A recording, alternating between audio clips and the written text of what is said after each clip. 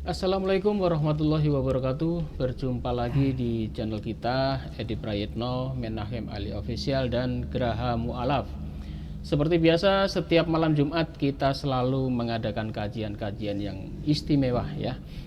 Dan seperti biasa, malam hari ini saya masih ditemani oleh Ustadz Menahem Ali. Selamat malam, Assalamualaikum Ustadz. Waalaikumsalam warahmatullahi wabarakatuh. Mendekati Natal ini, bagaimana kabarnya ini? Mendekati hari istimewa, Iya. hari Natal, saya baik-baik saja. Semua bisa merayakan bagi mereka yang merayakannya, dan kita harus toleransi kepada siapapun dan mempersilahkan untuk mengaplikasikan keyakinan itu sesuai yang diyakininya. Baiklah saudara-saudara sekalian, pada malam hari ini seperti janji saya kemarin, malam hari ini karena momennya momen Natal besok ini ya, sekalian kita teringat akan fitnahan terhadap Ustadz Menahem Ali. Waktu itu Ustadz Menahem Ali dituduh bahwa beliau mengatakan bahwa Bunda Maria itu dihamili oleh tentara Romawi yang bernama Pantera, dan itu sempat viral ya beberapa tahun yang lalu. Dan itu yang motong itu adalah seorang pendeta, ya inisialnya Yusuf lah, Yusuf itu. Yusuf Manubulu, Yusuf Manubulu. pendeta Yusuf Manubulu. Jadi pada malam hari ini akan kita dengarkan kronologi yang sebetulnya bagaimana kok Ustadz Menahem Ali bisa berkata bahwa Bunda Maria itu dihamili oleh tentara Romawi yang bernama Pantera. Itu pasti ada kronologinya ya. Videonya itu sebetulnya panjang tetapi dipotong. Nah, pada malam hari ini kita akan dengarkan lagi ini kisah soal ini. Silakan Ustadz. Baik, terima kasih Pak Edi yang sudah memberikan pengantar kepada pemirsa mengenai peristiwa di masa lampau yang sebenarnya itu ada kesalahpahaman, karena memang ini menjadi isu yang sangat kontroversi dari dokumen tiga agama yang kita kenal sebagai agama-agama Ibrahimiyah atau agama-agama Semitik. Nah, karena kita sebagai seorang Muslim, mau tidak mau kita sudah punya informasi apa yang termaktub di dalam Al-Quranul Karim berkaitan dengan sosok yang dimaksud. Sosok yang dimaksud itu adalah Bunda Maria atau Sayyidah Maryam Al-Adra yang dikenal dalam tradisi Islam. Dan mengenai tokoh kunci, tokoh perempuan ini memang itu terdokumentasi bukan hanya di dalam Al-Quranul Karim, tetapi juga terdokumentasi dalam tradisi Kristiani. Misalnya kita bisa baca dalam Injil Lukas atau Injil Matius dan lain sebagainya. Tradisi Yahudi juga memiliki dokumen yang membicarakan hal yang sama. Meskipun kalau kita bandingkan tiga dokumen agama Ibrahimiyah ini, ada meeting point sekaligus ada titik perbedaan. Nah, tentu saja itu penting untuk kita bahas. Nah, sebagai Muslim mau tidak mau kita mulai dari pembahasan apa yang termaktub dalam surah Maryam. Nah, menarik kan? Kenapa muncul nama Maryam, surah Maryam itu? Dan kalau kita cermati di dalam Al-Quran itu, satu tokoh perempuan yang kemudian menjadi nama satu surah di dalam Al-Quran itu hanya surah Maryam. Dan kalau dicari di surah lain, adakah tokoh perempuan yang menjadi nama satu surah? Ternyata tidak ada. Hanya surah Maryam itu. Kalau surah An-Nisa itu bukan nama seseorang, nama perempuan, tapi itu hanya gender. Kalau ada gender laki, ada gender perempuan. Nah, dalam bahasa Arab An-Nisa arti harfiahnya perempuan. Sedangkan Maryam itu personal name, nama pribadi. Dan itu bicara mengenai tema sentral yang kontroversi ini. Nah, kita bisa mulai dari Al-Quran Pak Edi. Kita bisa baca di dalam surah Maryam. Fa insyaallah ayat yang ke-28, yang tadi Pak Edi. Oh, yang 28 ya. Ayat 28 surah Maryam. Klik aja Pak Edi. Ini ya. Ya, baik, kita lihat di sini. Ayat ini menjadi sebuah bukti bahwa informasi mengenai tokoh yang bernama Sayyidah Maryam itu benar-benar melintas batas agama dan tradisi. Dan kita tahu kalau kita bicara mengenai tokoh perempuan yang bernama Sayyidah Maryam, itu kan bukan dari tradisi Arab, tapi berasal dari tradisi Bani Israel. Artinya bukan bagian dari kalangan Bani Ismail, tapi bagian dari tradisi Bani Israel. Dan tentu saja ini informasi sebelum munculnya Al-Quran diturunkan. Islam belum ada itu. Artinya Islam melalui risalah Nabi kita Muhammad SAW diturunkan di abad ke-7 Masehi. Ini berarti tokoh historis ini sebelum abad ke-7 Masehi. Ya. Artinya pada awal-awal abad Masehi. Dan kita tahu ini terekam ulang. Jadi Islam hanya merupakan repetisi, pengulangan atas peristiwa yang terjadi di masa lampau. Dan itu dijelaskan dalam ayat ini. Ayatnya berbunyi Bismillahirrahmanirrahim. Ya ukhta Harun. Arti harfiahnya wahai saudara perempuan Harun. Maka na abuki mra'asau wa makanat ummuki baghiyya. Yang arti harfiahnya, wahai saudara perempuan Harun, ayahmu bukan seorang yang buruk perangai dan ibumu bukan seorang perempuan pezina. Artinya apa? Ini bahasa sarkasme atau bahasa satir kalau saya sebut dalam istilah ungkapan yang sastrawi, bahasa sindiran kalau bahasa sederhananya. Jadi sebenarnya yang dituju itu siapa yang dialamatkan sebagai tokoh yang melakukan perbuatan buruk. Di sini muncul tokoh perempuan, yakni ya ukhta Harun. Siapa itu? Maryam. Dan Maryam disapa dengan sebutan saudara perempuan Harun. Jadi Maryam itu dianggap sebagai orang yang melakukan perbuatan zina oleh bangsanya sendiri, oleh kaumnya sendiri, oleh tokoh-tokoh besar di masa beliau hidup. Dianggap sebagai perempuan pezina. Yang berkata ini bukan saya, Pak Idi. Al-Quran sendiri menegaskan. Jadi beliau itu dituduh. Namanya dituduh itu berarti sesuatu yang sifatnya sudah menjadi semacam informasi umum pada masanya. Dan itu harus diklarifikasi. Nah, klarifikasi Quran tentu saja menarik untuk dibicarakan di malam ini. Yang harus kita bahas ada dua tema besar. Pertama, kenapa Sayyidah Maryam itu disapa dengan sebutan saudara perempuan Harun? Biasanya saudara kita yang non-muslim, yang tidak paham Al-Quran, mengatakan bahwa bagaimana mungkin Sayyidah Maryam atau Bunda Maria, ibunya Isa Al-Masih atau bunda dari Yesus Kristus, itu disapa sebagai saudara perempuan Harun. Padahal zamannya jauh itu. Padahal zamannya berbeda. Karena mereka punya pemahaman bahwa Harun itu adalah tokoh yang hidup sezaman dengan Nabi Musa. Dan kebetulan Nabi Musa, kemudian Nabi Harun, kemudian Maryam, itu hidup pada satu masa. Di zaman Nabi Musa. Di zaman Nabi Musa ada tokoh yang bernama Harun, ada juga tokoh yang bernama Maryam. Ya, ini adalah era pada masa yang lebih awal. Sementara ketika Nabi Isa alaihissalam lahir dari seorang perempuan yang bernama Maryam, ini adalah dua tokoh yang berbeda. Meskipun namanya sama-sama Maryam. Tapi menariknya kenapa Al-Quran menyebut nama Harun di sini. Ya, ini sebetulnya gaya bahasa Semitik untuk menegaskan bahwa memang Sayyidah Maryam itu keturunan Harun. Harunnya era zaman Nabi Musa. Tapi sekaligus Sayyidah Maryam itu punya saudara laki-laki yang bernama Harun. Ini di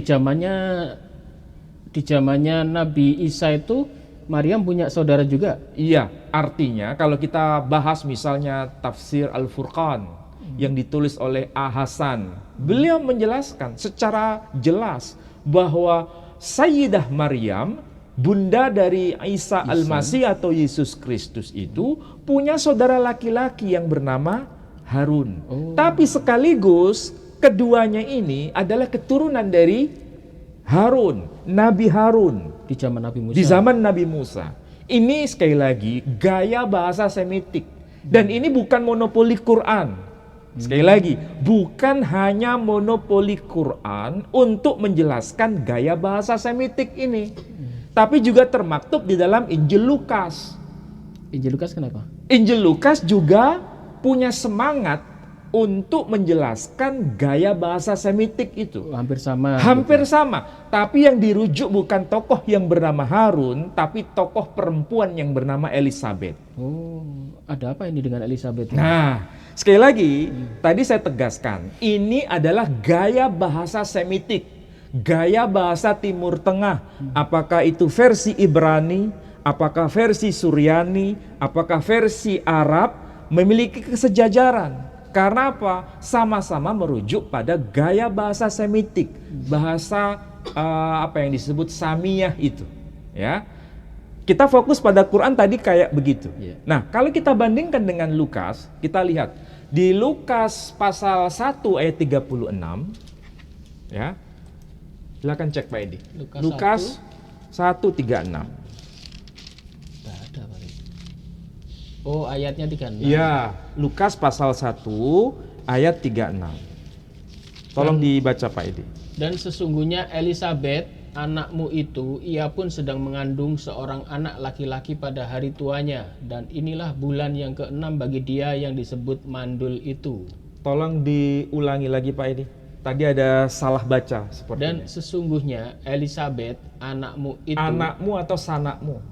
Iya, salah saya. Ini penting untuk ketelitian membaca betul, Pak Edi, oke? Dan sesungguhnya Elizabeth, sanakmu itu, ia pun sedang mengandung seorang anak laki-laki pada hari tuanya. Dan inilah bulan yang ke-6 bagi dia yang disebut mandul itu. Oke.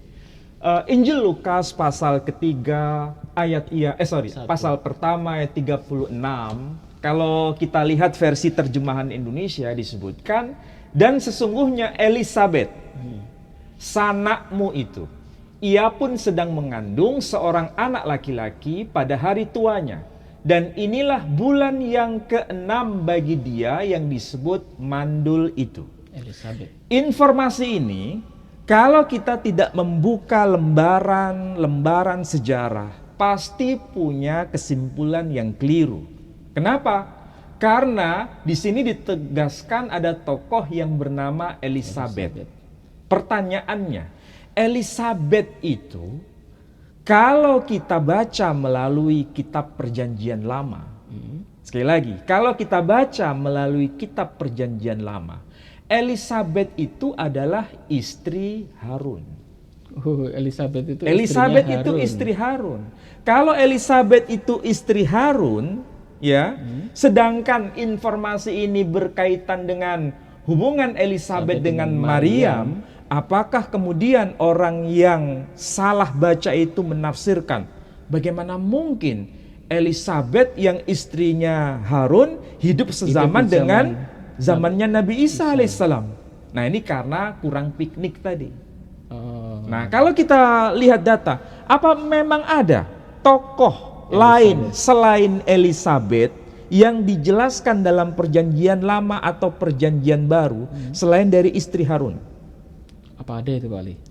Hah? Ada ya? Di Perjanjian Lama ya? Perjanjian Lama? Di zamannya Nabi Musa? Zamannya Perjanjian Lama. Oh, belum Nabi Musa malah ya? Oh, mau zamannya Nabi Musa atau zaman sebelum Nabi Musa atau zaman sebelum eranya Yesus Kristus? Ada enggak tokoh Elizabeth yang namanya Elizabeth selain dari istrinya Nabi Harun?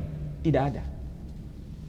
Dan itu tercatat di dalam kitab Keluaran, Pak Edi. Maksudnya ada di kitab Keluaran. Ya, memang istrinya Nabi Harun. Selain itu tidak ada. Oh.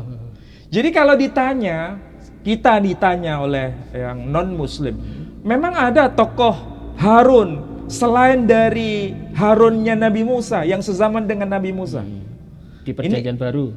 Perjanjian Lama Ya. tidak ada. Perjanjian Baru juga tidak ada. Nah, masalahnya ini kan sebetulnya sama-sama fokus pada satu tokoh. Yang satu versi Islam merujuk pada tokoh laki-laki, yakni Harun. Yang versi Kristiani merujuk pada tokoh perempuan, istrinya Harun, yakni Elizabeth. Cuma masalahnya dalam kitab Keluaran pasal yang ke-6 ayat yang ke-22 ya. Kitab Keluaran pasal yang ke-6 ayat yang ke-22. Ya. Udah ketemu? Nah, Dan Harun mengambil Eliseba, anak perempuan Abinadab, dan Harun mengambil Eliseba, anak perempuan Aminadab, saudara perempuan Nahason, menjadi istrinya, dan perempuan ini melahirkan baginya Nadab, Abihu, Eleazar, dan Itamar. Nah, sekarang kita lihat di sini versi terjemahan. Dan Harun mengambil Eliseba. Eliseba ini saudara perempuan dari Nahason. Pertanyaannya, di sini Eliseba ini sebetulnya versi bahasa Ibrani. Oh, Eliseba. Kalau kita lihat teks versi Septuaginta, Perjanjian Lama dalam bahasa Yunani, tidak tertulis Eliseba, tapi tertulis Elisabeth. Oh. Jadi Eliseba itu lafal bahasa Ibrani. Elizabeth itu lafal bahasa Yunani. Jadi pertanyaannya, kalau versi Quran, Nabi Isa alaihissalam dikaitkan dengan Sayyidah Maryam. Sayyidah Maryam itu saudara perempuan Harun. Sedangkan versi Kristiani, versi Kristen, Nabi Isa atau Yesus Kristus itu keturunan Maria, saudara perempuan dari Elizabeth. Ya. Sekaligus keturunan dari Elizabeth, istrinya Nabi Harun. Nah, ini menarik kan? Jadi Harun ada, Elizabeth ada, Maryam ada. Maryam ada. Di Perjanjian Lama itu ya. Perjanjian Lama. Dan Perjanjian Baru diulang lagi. Nah, di dalam kitab Peshitta ini menarik. Kenapa? Karena di dalam tradisi Kristiani ada perbedaan pendapat seperti yang saya jelaskan tadi. Sebetulnya Perjanjian Baru itu aslinya ditulis dalam bahasa apa? Ada yang mengatakan bahasa Yunani, ada yang mengatakan bahasa Suryani. Ya. Nah, kita lihat versi bahasa Suryani yang dikenal dengan sebutan teks Peshitta. Jadi ini Peshitta ya, The New Testament Syriac. The Peshitta Interlinear Syriac Arabic ini, kita akan menemukan dalam Lukas 1 ayat 36. Lukas 1 ayat 36. Nah, di sini disebutkan 36 di sini ada mana ini? 3 tulisannya kecil-kecil. Ah, ini. Waha Elizeva ahyantihi. Waha Elizeva ahyantihi. Arti harfiahnya itu jelas. Dan Elizeva Ahyantehi itu berasal dari kata khoteh. Jadi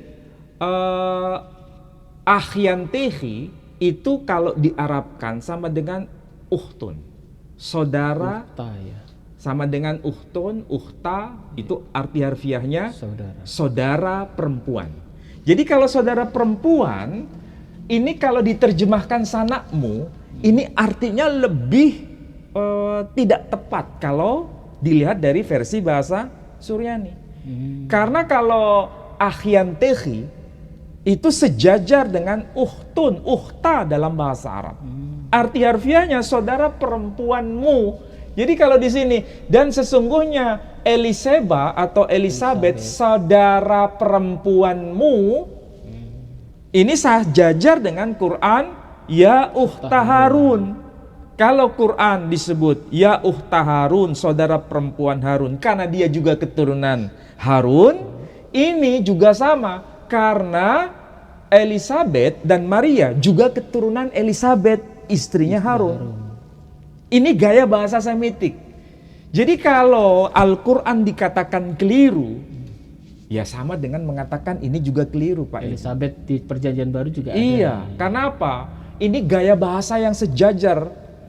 Yang satu merujuk pada tokoh perempuan, yakni Elizabeth, istrinya Harun. Sementara Quran merujuk pada tokoh laki-laki Harun, suaminya Elizabeth. Saling melengkapi sebenarnya kan? Bingung akhirnya. Bukan bingung. Kalau kita merujuk Quran dan merujuk Injil Lukas, sebetulnya saling melengkapi. Iya, tapi ternyata 3 nama itu saling mengikat ya. Iya. Di Perjanjian Lama juga ada, Perjanjian Baru ada, di Al-Quran pun disebutkan. Dan mereka yang kurang piknik langsung menuduh bahwa Al-Quran ini salah. Salah catatan sejarah. Iya, katanya. dia bilang masa saudara perempuan Harun di zaman Nabi Musa kok tiba-tiba muncul di zamannya Nabi Isa. Ya karena mereka punya pemahaman Nabi Harun itu adalah sekedar saudara perempuan Harun. Padahal maksudnya bukan sekedar itu, ada kaitan dengan nasab kepada Nabi Harun. Ya. Sama seperti ini dalam Injil Lukas. Elizabeth dan Maryam, ya. Artinya Maryam dan Elizabeth itu sama-sama keturunan dari Elizabeth, istrinya Nabi Harun. Makanya disapa malaikat itu Perempuan, menyebut dengan sebutan apa? Eliseba, saudara perempuanmu. Kalau diterjemahkan secara harfiah, karena kalau merujuk pada teks Peshitta itu Akhyan Tehi. Bahasa aslinya. Bahasa dari Suryaninya sama dengan Ukhta. Kalau ini terjemahan ini biasanya diambil dari apa nih Pak Ali ya? Ya ini terjemahan yang istilahnya terjemahan yang general. Sanakmu ya, saudaramu. Kalau disebut sanakmu itu kan bisa siapapun, keluarga besar, dari klan mana nggak ada masalah. Tapi kalau disebut saudara perempuanmu itu lebih tegas, lebih terfokus. Sama seperti Quran, saudara perempuanmu. Jadi sekali lagi kalau ada orang yang mengkritik Al-Quran, mengatakan bahwa Al-Quran salah penempatan nama Harun di situ, maka sama seperti mereka mengkritik salah penempatan nama Elizabeth sebagai saudara perempuan Maria. Karena ini gaya bahasa Semitik sekali lagi. Dengan kesimpulan sederhana, karena Elizabeth dan Maria itu punya hubungan darah, ya. Kemudian mereka ini keduanya nasabnya sambung kepada Elizabeth, istrinya Nabi Harun. Kalau versi Quran, Harun itu saudara perempuan dari Maryam. Keduanya nasabnya itu nyambung kepada Harun, suaminya Elizabeth. Nah, di sini jelas kan? Berarti versi Islam tidak keliru, versi Quran tidak keliru, versi Injil Lukas juga tidak keliru. Hanya yang keliru adalah mereka yang tidak cerdas memahami gaya bahasa Arab dan gaya bahasa Suryani. Itu saja. Jadi kalau ada tuduhan Al-Quran salah, karena ini dunia debater ini sudah dibahas lama ini Ustadz Ali. Banyak mereka mengatakan ini Al-Quran gimana ini? Kok disebut Maryam saudara perempuan Harun, padahal Harun itu di zamannya Nabi Musa. Ini udah dijelaskan semua ya. Dan ternyata istrinya Nabi Harun itu namanya Elizabeth. Iya, namanya Elizabeth. Elizabeth juga ada di zamannya Nabi Isa. Iya, dan betul. Disebut juga anak punya sanak atau saudara perempuan.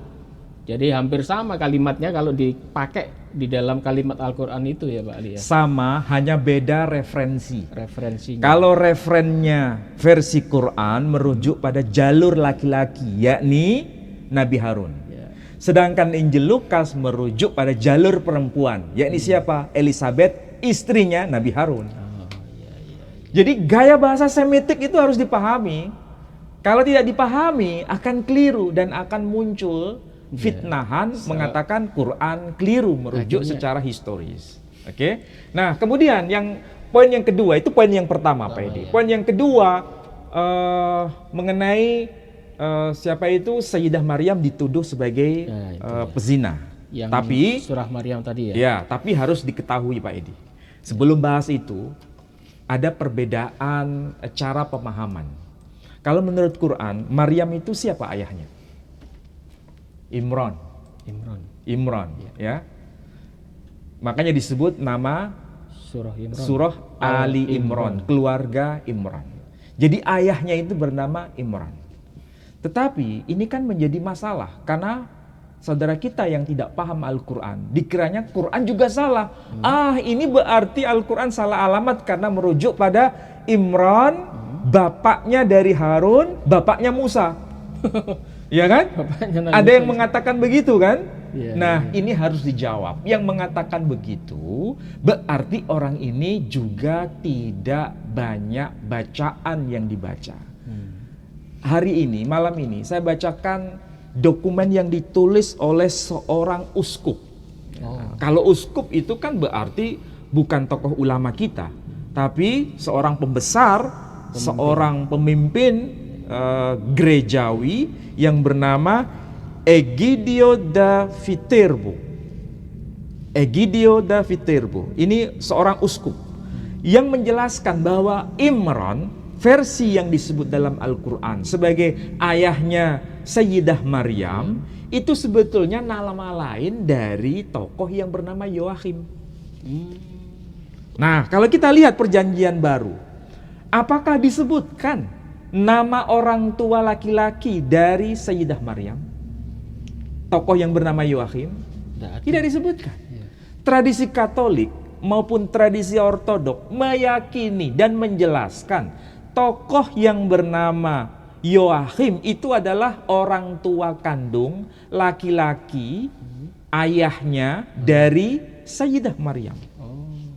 Dan itu menjadi sebuah tradisi agama dan tidak bisa ditolak. Siapa namanya tadi? Yoakhim.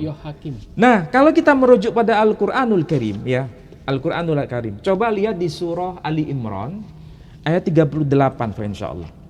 Ayat 38.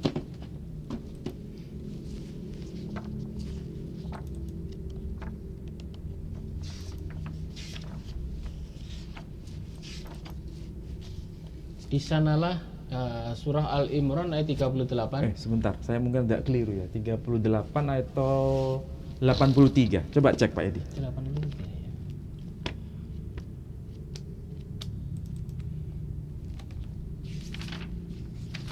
Bukan. Sebentar, saya cari dulu ntar. Sorry. 35 Pak Edi. 35. 35 ya. Al-Imran ayat 35. Ingatlah ketika istri Imran berkata, "Ya Tuhanku, sesungguhnya aku menasarkan kepada Engkau anak yang dalam kandunganku menjadi hamba yang soleh dan berkhidmat. Karena itu terimalah nazar itu daripadaku, sesungguhnya Engkaulah yang maha mendengar lagi maha mengetahui." Oke. Ayat itu memberikan informasi kepada kita. Kalau lafal Al-Qur'annya kan jelas. Idz qalat imra'atu Imran. Ingatlah tatkala telah berkata. Siapa? Imra'at. Istri dari siapa? Imran. Imra'atu Imran. Istri dari Imran. Nanti Imran ini akan memperanakkan Sayyidah Maryam. Atau istri Imran itu akan melahirkan Sayyidah Maryam. Ya. Pertanyaannya, kok kenapa Al-Quran menyebut Imran? Apa tidak salah ini Al-Quran? Kalau itu salah, berarti Quran itu salah dalam menempatkan konteks historis. Tapi tidak mungkin Al-Quran itu keliru. Kenapa? Karena kita bisa merujuk dari dokumen Bapak Gereja sebetulnya. Bapak Gereja. Soalnya kalau di kitab Injil tidak disebut ya? Tidak disebut namanya. Kalau ada yang menyebutkan Eli sebagai orang tuanya Maryam, itu hanya tafsiran yang sebenarnya menjadi perdebatan di antara Kristiani sendiri. Kalau di kitab Tapi mengenai kekristenan dari semua denominasi sepakat dan mengakui bahwa istri dari orang tua Maryam itu disebut namanya Hana. Sedangkan laki-lakinya, suaminya disebut Yoakhim. Di sini disebutkan Pak Edi. Kalau ini terjemahan Quran bahasa Latin, versi Bapak Gereja ini, Iya. Pembesar Gereja, Egidio da Viterbo, menyebutkan, De Ana Matre Maria. De Ana Matre Maria, artinya, Ana ibu dari Maria. Itu bahasa apa, Pak? Bahasa Latin. Oh. Nah, disebutkan apa? Kalau Al-Qur'annya menyebut idz qalat imra'atu Imran, ingatlah tatkala telah berkata istri Imran. Jadi istri Imran telah berkata. Di sini disebutkan apa? Quando dixit uxor Yoachim. Muncul nama siapa? Yoachim. Ini jelas. Quando dixit uxor Yoachim. Ingatlah tatkala telah berkata siapa? Istri Yoachim. Jadi disebutkan bukan istri Imran, tapi istri Yoachim. Yang mengatakan begini siapa? Ulama kita? Bukan. Ini pembesar gereja dari tradisi Katolik sendiri.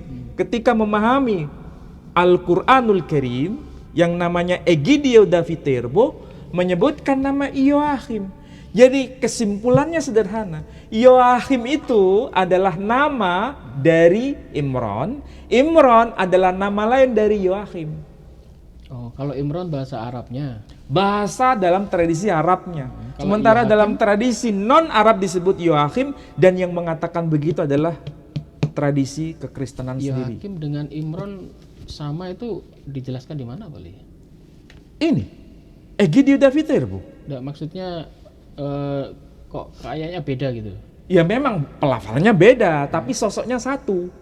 Sosoknya satu. Sama seperti kalau kita lihat di dalam Perjanjian Lama, kalau dalam Al-Quran disebut siapa? Tokoh mertuanya dari Nabi Musa, Su'aib.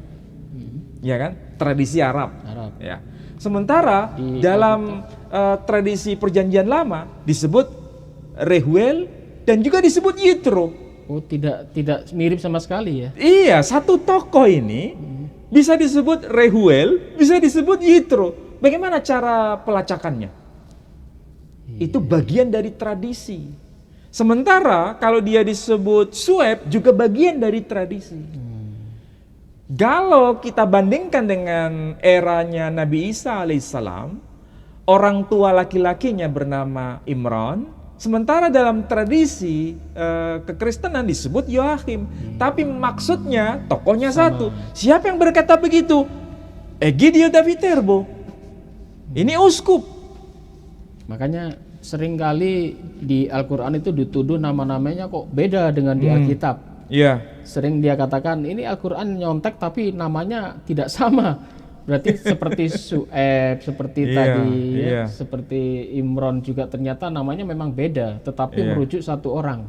Itulah sebabnya tradisi Semitik itu menarik sebenarnya. Dan kalau kita lihat dari catatan Alkitab sendiri, satu tokoh bisa memiliki lebih dari satu nama. Tetapi itu kita bisa rujuk dari mana? Dari tradisi.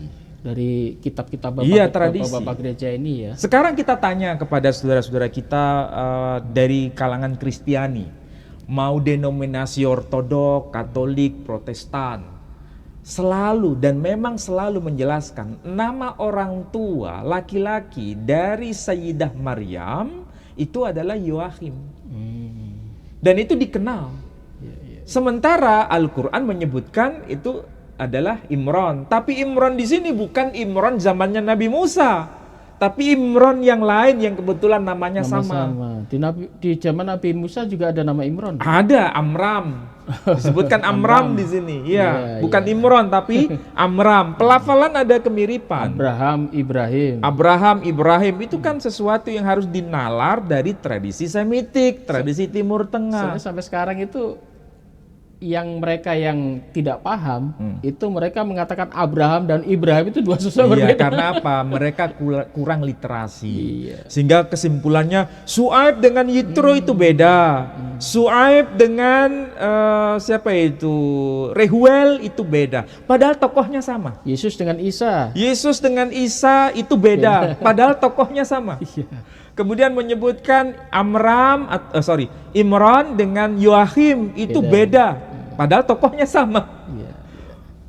Bahkan di sini ditegaskan namanya adalah Yoachim, suami dari Ana. Ini teks yang Quran versi bahasa Latin sudah diterbitkan Pak Edi. Dan ini bukan kadang-kadang kalau saya memikirkan begini, kalau kita mengenal ada Bible, ada Alkitab versi bahasa Latin yang disebut teks Vulgata. Al-Quran juga keren, ada versi bahasa Latinnya. Ini yang disebut Latin Translation of the Quran. Ini abad ke-16. Ya. Dan ini ditegaskan karya dari siapa? Egidio da Viterbo. Romo tadi ya. Seorang Romo ini. Bukan seorang ulama Pak Edi. Artinya apa? Mereka sendiri paham bahwa ini tokohnya satu dengan nama, yang satu tradisi Arab, yang satu tradisi Yunani. Dan itu juga disebutkan di dalam teks yang disebut Injil Yakobus. Nama orang tua dari Sayyidah Maryam. Injil Yakobus. Padahal itu disebut Injil apokrif memang. Iya, tetapi nama tokoh yang bernama Yoachim itu dianggap sebagai suatu kebenaran. Sampai hari ini tidak dianggap keliru. Nah, sementara kalau tuduhan yang dialamatkan kepada Sayyidah Maryam sebagai seorang pezina, apakah ini hanya klaim dalam Quran? Ternyata enggak. Itu adalah informasi yang juga terkonfirmasi di dalam kitab Talmud. Talmud. Jadi dalam kitab Talmud itu ada informasi bahwa Sayyidah Maryam itu disapa ya, disapa itu dijuluki dengan nama apa? Stada. Hastada. Sebentar dulu Ali, biar pemirsa paham ini. Di kitab sucinya orang Yahudi itu memang ada tanah ya, Taurat, Nevi'im, Ketuvim. Di samping kitab tanah ini hampir 100% ya yang dimasukkan dalam perjanjian lamanya orang Kristen. Ada kitab lagi ya namanya Talmud. Nah, Talmud ini apa dulu Ali? Talmud itu sebetulnya mirip seperti perjanjian baru versi Kristen. Perjanjian baru versi Kristen. Itu... Jadi kalau ditanya apakah kitab Talmud itu statusnya sejajar dengan kitab tanah, Torah, Nevi'im, Ketuvim yang disebut perjanjian lama itu? Sejajar. Kalau yang disebut Torah, ya Torah itu ada Torah yang sebikhtab, Torah yang tertulis. Tapi ada juga Torah yang lisan, tidak tertulis, tapi pada akhirnya ditulis juga. Tapi awalnya diwariskan dari satu generasi ke generasi berikutnya dalam bentuk lisan. Makanya disebut Torah sebealpe. BLP itu dari mulut. Lisan. Mulut. Ini kalau dilihat dari tradisi Semitik sebetulnya ini sama dengan versi Islam. Islam itu kan ada hadis, ada Quran. Quran itu sesuatu yang ditulis. Sementara kalau hadis itu sifatnya lisan.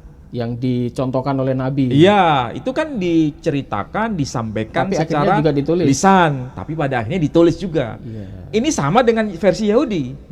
Ada yang Torah yang tertulis, ada Torah lisan. Nah, Torah lisan itu salah satu bagiannya disebut Talmud. Nah, Talmud itu ada perawi-perawinya. Jadi ada perawi ini dari siapa, A dari B, B dari C dan seterusnya. Rabi ini bicara atas nama rabi siapa, sama dengan sanad hadis. Sama persis. Dan memang disebutkan Sayyidah Maryam itu disapa dengan nama Hastada. Artinya? Nah, ini menarik kan? Karena kalau kita nggak paham tradisi Yahudi, pasti kebingungan. Karena stada itu nggak ada artinya. Sebelum dibongkar sebagai sebuah kata yang penuh rahasia. Maksudnya begini, Pak Edi mengenal istilah akronim enggak? Ya, tanpa nama. Akronim. Oh, akronim sama. Akronim misalnya ada kata ABRI. Apa itu? Iya, singkatan. Nah, dari kata apa? Angkatan Bersenjata Republik Indonesia. ABRI. Ya. Nah, tradisi Yahudi itu akrab dengan begini. Misalnya, Radah. Siapa itu Radah? Oh, ternyata itu kalau kita mengenal tradisi Yahudi, pasti tahu Radah itu Rabbi David Kimhi. Disingkat menjadi Radah. Rasak. Bukan rusak ya, Rasak. Rasak itu Rabbi Saadia Gaon. Tanah pun singkatan. Tanah juga singkatan. Tanah, Torah, Nevi'im, Veketuvim. Nah, stada itu juga singkatan. Oh, ternyata bukan. Apa itu stada? Orangnya disebut H-stada. H itu menunjukkan the, kalau bahasa Inggrisnya. Yang sudah pasti itu. H-stada. Apa itu stada? Singkatan dari Satidami Ba'ala. Apa artinya? Seorang perempuan yang tidak setia kepada suaminya. Oh, selingkuh gitu. Bisa dibayangkan Stada, gitu? ya itu. Iya. Oh. Jadi itu perempuan yang tidak setia pada suaminya. Artinya melakukan perbuatan di luar hukum Taurat. Dan dia melakukan penyimpangan. Yang arti harfiahnya sang pezina. Kalau zaman sekarang pelakor. Bukan pelakor. Kalau pelakor itu kan masih belum ada keintiman. Ini sudah ada keintiman. Singkatannya itu. Apa itu pelakor? Oh, anu. Jadi, bukan. Jadi Bukan pelakor, ya. stada itu bukan istilah panjang, itu istilah singkat. Satid dami ba'ala, sang perempuan yang tidak setia pada suaminya. Dan itu kepada siapa dia melakukan itu? Kepada seorang serdadu Romawi yang bernama Pantera. Tetapi ini yang menjadi masalah di sini, Pak Ali, akhirnya.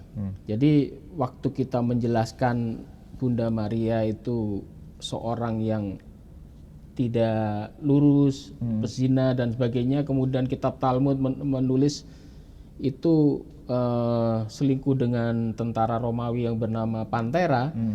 Akhirnya mereka menuduh, wah ini Ustadz Ali mengatakan Maria berzina.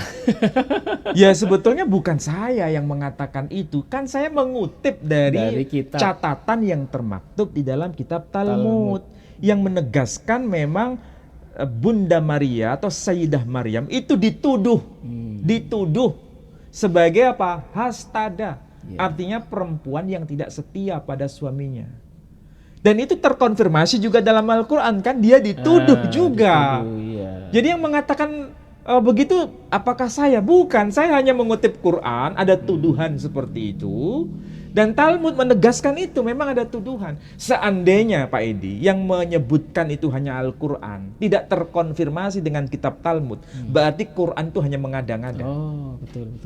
Justru kita ini semakin bisa menjawab kegelisahan kita semua. Kenapa Al-Quran itu mengatakan ada dialog antara pembesar Bani Israel dengan Sayyidah Maryam, dan Sayyidah Maryam dituduh melakukan perzinahan.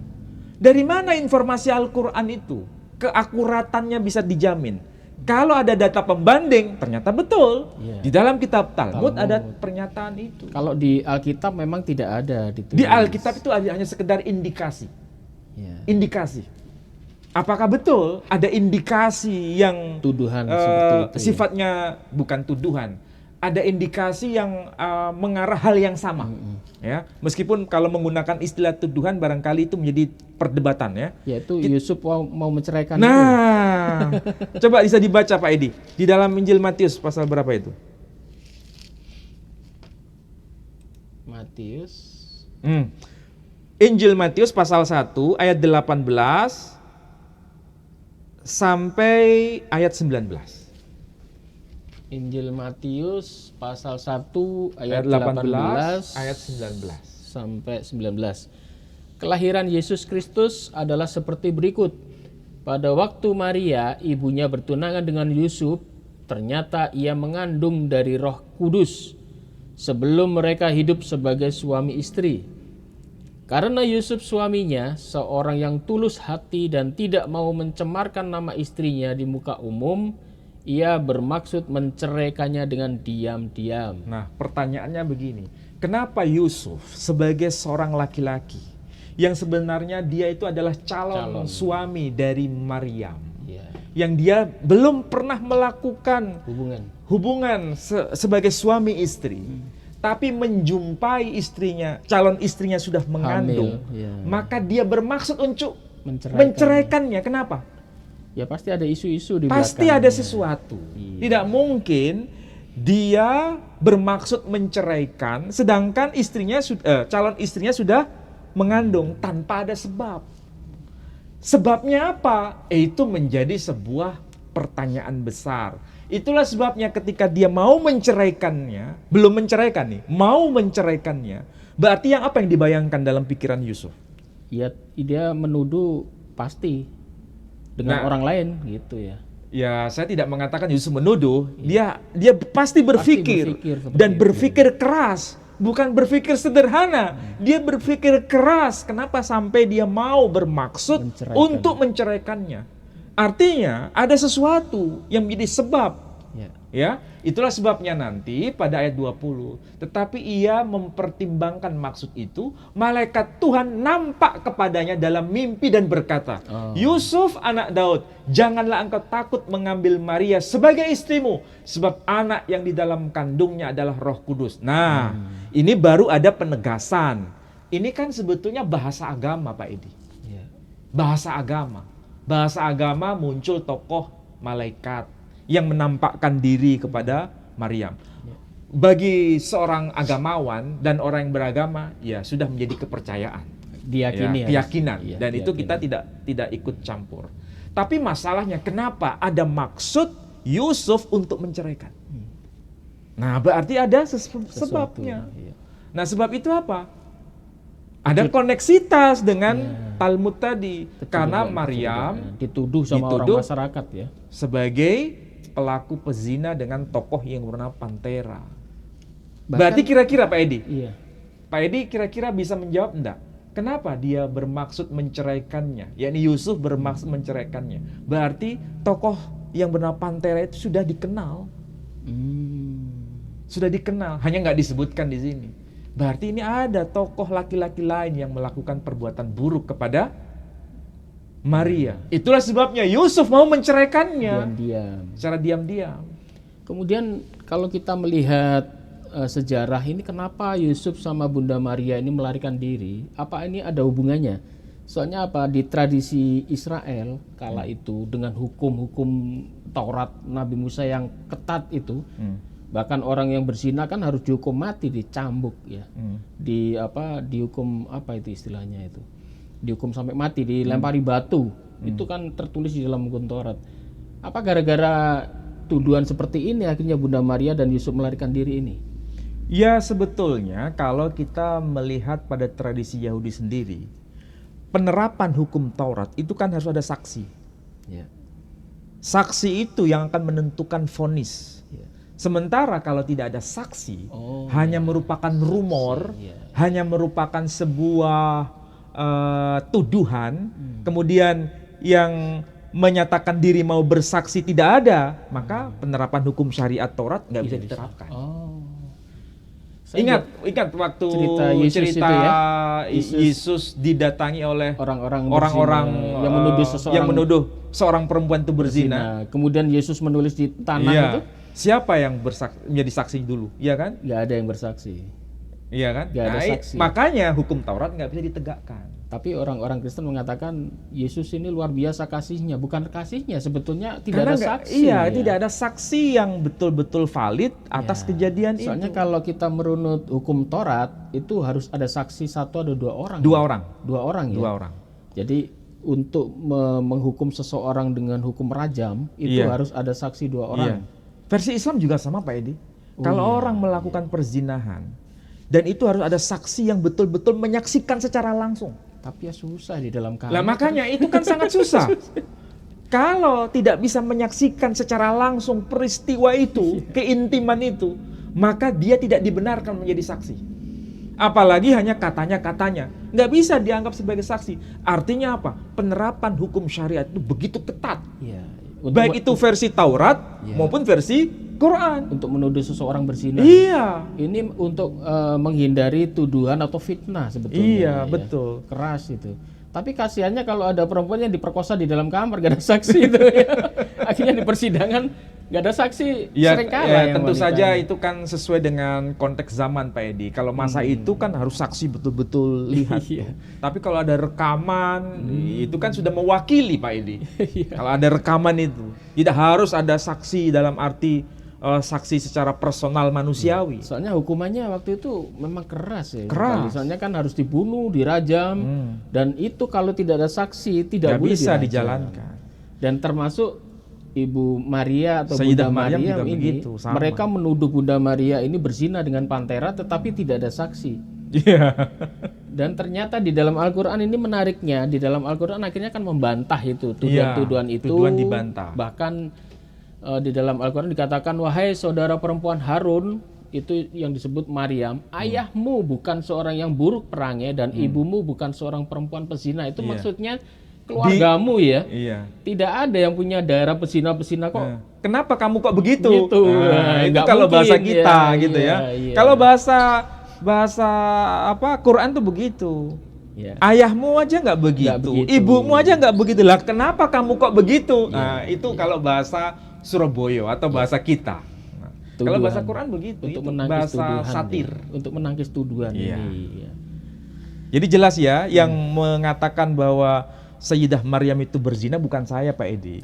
Saya hanya menjelaskan versi Talmud seperti itu, versi Quran seperti itu, versi yang tercatat dalam Injil Matius ada indikasi ke arah sana.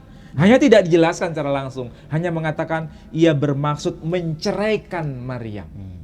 Kenapa ada upaya dia bermaksud menceraikan Maryam? Karena di dalam pikiran Yusuf ada peristiwa yang kemudian dia mau menceraikan itu. Peristiwa apa itu? Nah, Pak Edi bisa jawab sendiri. Sebetulnya nasib dari Nabi Isa atau Yesus ini di zamannya atau dengan orang-orang Israel itu sebetulnya dimulai sejak Bunda Maria ini mengandung ya. Iya. Itu sudah diserang dengan tuduhan yang menuduh orang Israel. Bahkan Nabi Isa pun nanti disalib juga sama orang-orang Israel. Luar biasa ini.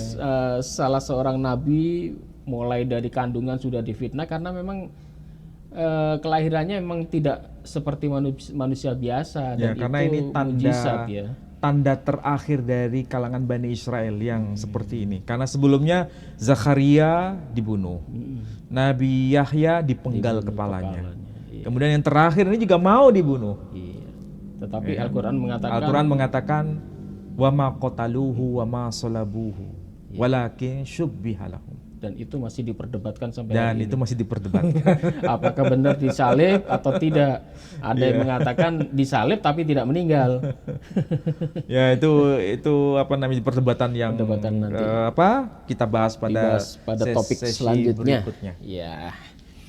Baiklah saudara-saudaraku sekalian, pada pemaparan tadi semoga Anda bisa menarik kesimpulan bahwa di sini Ustadz Ali sebetulnya bukan menuduh Bunda Maria itu dihamili oleh tentara Pantera, bukan ya.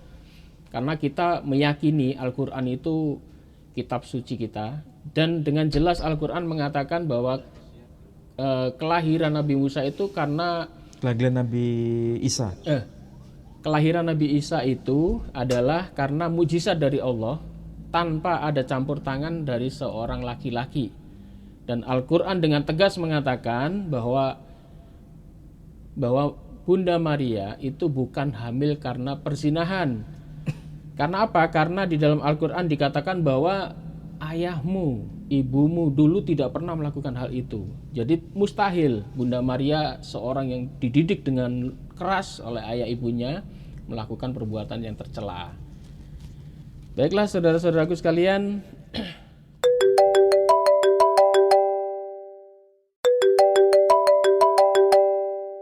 Iya, halo. Waalaikumsalam. Oh ya.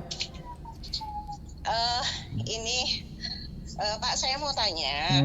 Tadi kan sempat ngebahas masalah sosok Yoakim. Iya.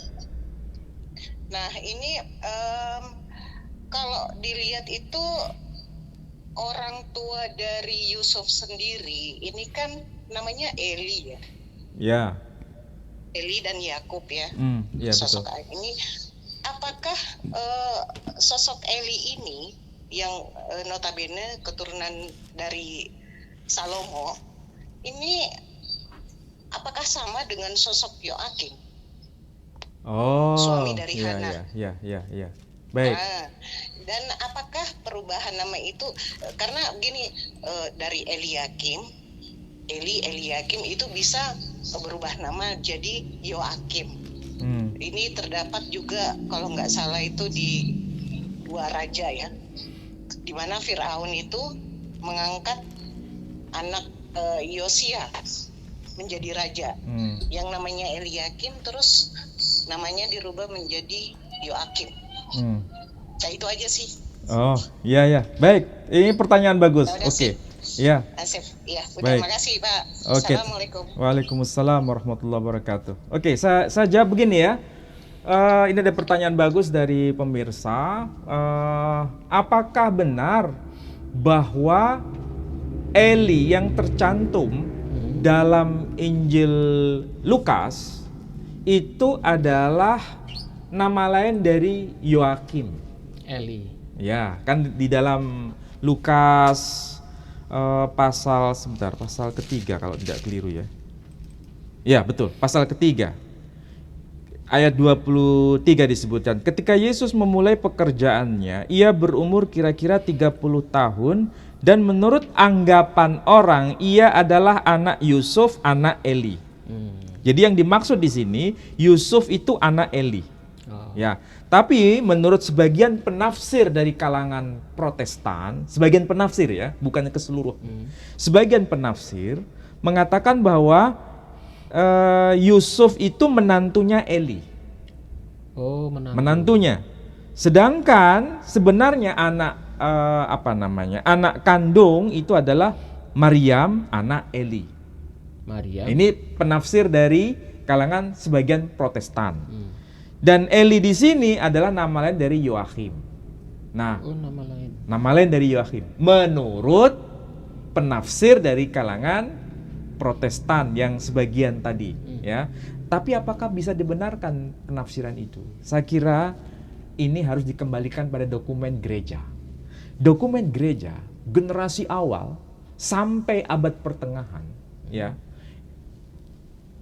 Kita hanya menemukan data dari bapak-bapak gereja patristik, bahkan bapak gereja apostolik generasi awal, itu memahami bahwa ini bukan silsilah Maria.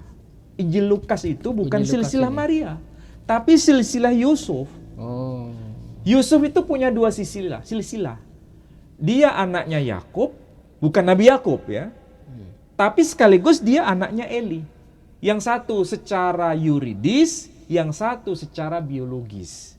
Jadi mau Injil Matius ataupun Injil Lukas itu sama-sama silsilah Yusuf, bukan silsilah Maria. Itu gereja generasi awal. Terjadinya perubahan penafsiran itu baru abad 16. Sebelumnya tidak ada perbedaan pendapat di antara pakar-pakar Alkitab generasi awal. Oke. Nah, kemudian apakah Eli itu nama lain dari Yoakim? Ini sesuatu yang keliru bila dihubungkan dengan Perjanjian Lama. Memang betul, Eliakim itu nama lain dari Yoakim. Eliakim nama lain dari Yoakim. Tapi ini tokoh yang bukan tokoh Eli Perjanjian Baru ya. Ini tokoh Perjanjian Lama. Ada tokoh yang bernama Eliakim dan Yoakim. Oh, beda orang. Bukan, satu tokoh tapi 2 nama. Oh, 2 nama. Satu tokoh, 2 nama. Eliakim dan Yoakim. Tapi harus menjadi catatan.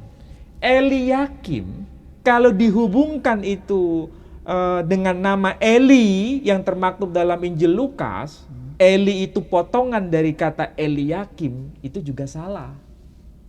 Kenapa? Kalau Eliakim itu pakai huruf alef. Bahasa Ibrani-nya ya, Eliakim. Tuhanku. Artinya Eli. Tapi kalau dalam Injil Lukas itu kalau tertulis Ibraninya bukan huruf alef, pakai huruf ain. Eli. Jadi bukan Eli. Jadi ini tidak mungkin merupakan potongan atau singkatan dari Eliakim disingkat menjadi Eli. Gak ada hubungan. Cek Saya berani berkata, lagi-lagi saya sayembara Pak Edi, kalau ada yang bisa buktikan bahwa Injil Lukas versi tulisan Ibrani tertulis nama Eli pakai huruf alef, Eli, saya akan kasih uang. Berapa? Mau 1 juta? Oke. Oke. Tapi justru yang saya temukan itu pakai huruf ayin, Eli, bukan pakai Eli. Itu Alef. bahasa apa? Ibrani. Bahasa Ibrani. Ini kan nama Ibrani, bukan nama Yunani. Jadi kalau tertulis versi Indonesia memang tertulis Eli. Tapi kalau tertulis dalam bahasa Ibrani itu Eli, pakai ayin. Sementara kalau Eliakim itu pakai alef. Eliakim. Jadi sekali lagi nama Eli bukan singkatan dari Eliakim. Gitu. Tapi kalau perjanjian baru bahasa Ibrani masa ada kali? Ada. Yang aslinya? Perjanjian baru itu ada versi bahasa Ibraninya. Terjemahan Ibrani. Terjemahan Ibrani. Iya, tapi semua tertulis dengan huruf ayin, ayin, bukan huruf alef. Ayo siapa yang berani mengubah menjadi huruf alef? Iya. Karena nggak mungkin itu pakai huruf alef. Iya. Kalau Eliakim pakai huruf alef, kalau Eli pakai huruf ayin. Jadi sebetulnya nggak ada hubungan itu, nggak ada hubungan. Apalagi Bapak Gereja generasi awal menjelaskan ini Eli, nama Eli adalah orang tua dari Yusuf. Kebetulan Yusuf itu punya 2 silsilah, punya 2 nama. Punya 2 nasab. Ya. Oh, yang dari yang satu nasab secara yuridis, yang satu nasab secara biologis. Lagi-lagi kita bicara nasab lagi Pak Edi. Makanya Yesus pun ada keturunan Daud, juga ada keturunan dari siapa itu? Nah, kalau yang versi perjanjian baru dari Injil Matius itu dari keturunan Salomo. Ya, Salomo, Sulaiman.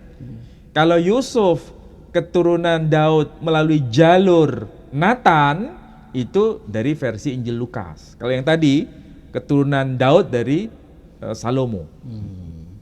Dan itu termaktub dalam 2 Injil ini, mau Injil Lukas maupun Injil Matius.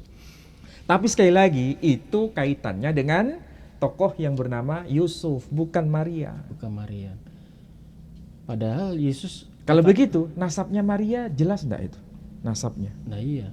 Padahal seringkali Yesus dikatakan bahwa keturunan Nabi Daud. Iya, di mana catatan itu ada? Enggak ada. Padahal perjanjian baru enggak. Kalau dirunut dari Yusuf ketemu, tapi kan Yusuf tidak membuahi Maria. Iya, masalahnya di situ. Itulah sebabnya menjadi kontroversi. Kontroversi. Iya. Jadi sekali lagi, Eliakim bukan kepanjangan nama dari Eli, atau Eli bukan singkatan dari Eliakim. Iya. Itu ada tokoh yang bernama Jimmy Jeffrey berargumen seperti itu karena dia tidak mengerti bahasa Ibrani. Jadi disimpulkan Eliakim sama dengan Eli, padahal hurufnya itu beda. Iya, Jimmy Jeffrey ya? Jimmy Jeffrey. Atau seorang apologet yang lumayan dia banyak literasi tapi keliru dalam memahami karena dia nggak ngerti bahasa Ibraninya. Kapan hari kita mau temukan dengan Ustadz Ali, dia tidak mau aja itu. Oh iya, dia mau. Dia sudah menghubungi saya, tapi saya bilang, ayolah ketemu dengan Ustadz Ali, kita ngobrol santai. Oh nggak bisa, saya alasannya sibuk, masih kuliah katanya. Jadi kalau Pak Jimmy Jeffrey melihat ini, kita tunggu kehadirannya. Kalau mau ke Surabaya kita siap. Ya nggak usah debat lah, kita dialog santai saja. Ya kita kan bisa bicara dari konteks bahasa Ibraninya. Iya. Apa ada tulisan Eli pakai huruf alef? Iya. Kebanyakan adalah nama itu Eli pakai huruf ayin. Atau kalau Ibu Rita Wahyu bersedia hadir nggak apa-apa ini. Oh iya, bagus. Jadi karena ini diskusi akademik Pak. Saya juga mengundang Ibu Rita Wahyu, Bambang Nursena. Bapak Bambang Nursena ini udah lama kita sering mengundang beliau. Kalau bisa kita ketemu dalam suatu forum, ya diskusi kekeluargaan lah. Kita bukan berdebat, jadi diskusi dengan kekeluargaan, baik itu Ibu Rita Wahyu, Jimmy Jeffrey, atau Bapak Bambang Norsena. Saya sudah 3 kali ke The Cafe Museum di Malang. Ya. Tapi selama 3 kali saya ke sana tidak ada satupun. Saya tidak menemukan. Bahkan waktu itu saya tanya, nggak ada. Iya. Bahkan kita waktu itu mengutus Bapak Ali Mahrus yang udah meninggal itu ya. Iya. Udah 2 kali juga ke sana. Jadi kalau Bapak Bambang Norsena melihat tayangan ini, kita tunggu ya. Jadi kita bukannya menghindar, tetapi kita malah mengundang ini. Kalau ada yang melihat tayangan ini, tolong di-share ke Bapak Bambang. Kita undang beliau, duduk bersama, diskusi. Ya, diskusi buka-bukaan Al-Quran dan Alkitab secara akademik ya. Akademik. Kalau Quran keliru ya katakan Silakan. keliru, nggak apa-apa. Soalnya sering kita dikatakan, anak Ustadz Ali hanya monolog. Bapak Bambang Norsena juga monolog. Ayo yang ya Bapak Bambang Norsena kita pertemukan dengan Ustadz Ali. Kalau Ustadz Ali sih track recordnya debat itu udah banyak. Cuman dulu kita nggak rekam Ali. Dulu di AWF kita udah berapa kali itu debat ya offline. Tapi waktu itu memang belum terdokumentasi secara baik. Tidak seperti sekarang. Tidak zamannya YouTube ini ya. Kalau dulu kan YouTube masih ya belum muncul lah. Dan rekaman-rekaman itu malah yang banyak yang punya itu malah orang Kristennya. Dalam bentuk CD dulu ya. Iya, kita yang CD. Panitia malah nggak punya. Sekarang CD udah nggak ada kan? Ini udah nggak ada. Udah rusak semua CD, nggak bisa diputer CD-nya. Baiklah saudaraku sekalian, nggak ada telepon lagi nih ya. Sepertinya nggak ada. Gitu ya. Jadi insya Allah nanti kalau kita live enak ini bisa telepon dari luar, bisa masuk tanya jawab. Atau yang ingin mau hadir di Surabaya, mau ikut kajian kita, karena saya beberapa kali membaca komen. Wah, saya senang ini kajian Ustadz Ali, kalau bisa saya mau ikut. Silakan datang ke Surabaya, hubungi admin kita ya. Sambil senda gurau kan asik ya. Baik itu yang dari Muslim yang mau belajar soal ilmu perbandingan agama, yang kuliah di EIN jurusan Usuluddin ya. Kemudian yang juga dari orang-orang Kristen yang sekolah teologi, STT yang ingin share ilmu Anda dengan Ustadz Menachem Ali, kami undang datang ke sini. Ya, kekeluargaan kita bincang-bincang santai, tapi ya jangan banyak-banyak karena ruangannya kecil. Ya 1 atau 2 orang lah, nggak apa-apa. Silakan hadir ya.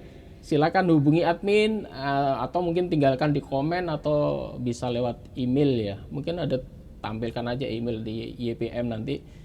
Silakan hubungi dan Anda bisa bersama-sama dengan kami diskusi di sini.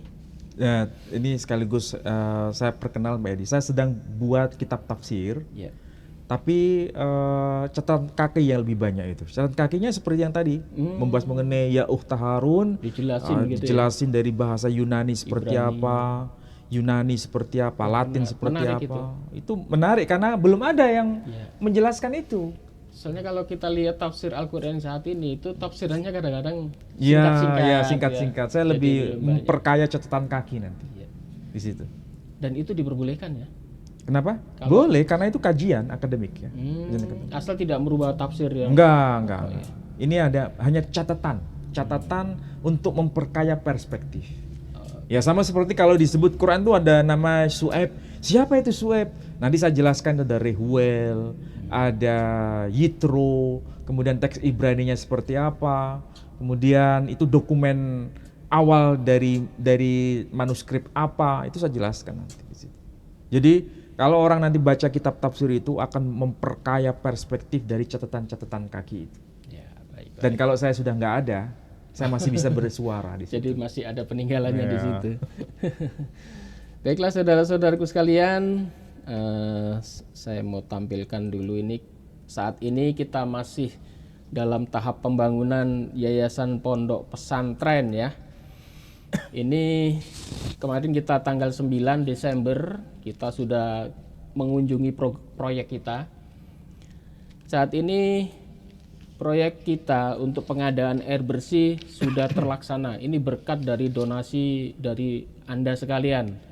Ini bentuknya sudah kita bangun ya. Kalau dulu saya promosikan, kita cari sumber karena kita akan membuat sebuah tandon, dan tandon ini sekarang sudah dibangun.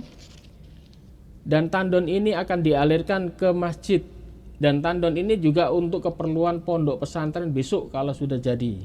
Jadi ini jangkauannya ke depan ya. Kemudian untuk saluran airnya, pipa-pipanya sudah tersambung ke masjid, dan insya Allah mulai minggu-minggu ini sudah mulai bisa digunakan untuk berjamaah. Tetapi Anda lihat di rekaman ini ya, ini masjidnya masih bolong-bolong, kemudian MCK-nya juga masih belum sempurna, keramiknya juga belum full. Kemudian kalau kita lihat masjidnya, nah Anda lihat masjidnya ini juga pintunya, jendelanya belum ada. Jadi mungkin ayam, kambing bisa masuk kan kalau nggak ada pintunya. Jadi tolong Anda yang ingin membantu kami bisa berdonasi di Taxland ya. Bank Syariah Indonesia di nomor rekening 11188899971 atas nama Yayasan Pembina Mu'alaf YPM Jawa Timur. Semua dukungan Anda akan 100% kami gunakan untuk pembangunan ini. Ini adalah proyek YPM Pusat Jawa Timur yang harus diwujudkan, baik itu masjid atau pondok pesantrennya.